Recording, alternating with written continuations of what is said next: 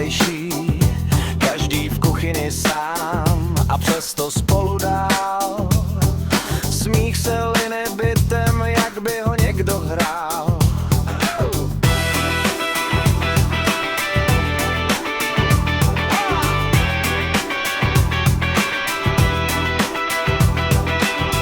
Marcelka čaruje, bábovka provoní dům. Těstovinky zapečený, to je balzám snům.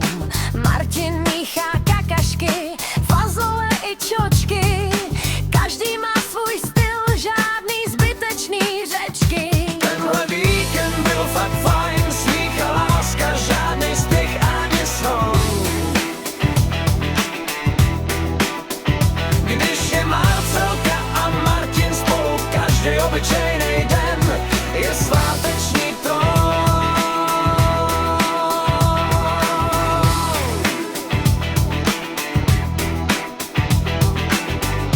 Pak hry s Filipem, smích až ke stropu, radost v očích, žádnou stopu po chaosu. Vyhrál ten, kdo se smál nejvíc, a takových výher bylo víc, než dostat ještě víc. Tenhle víkend byl fakt fajn, smích a láska, žádný spěch ani zhon. Když je Marcelka a Martin spolu, každý obyčejnej den je sváteční tón.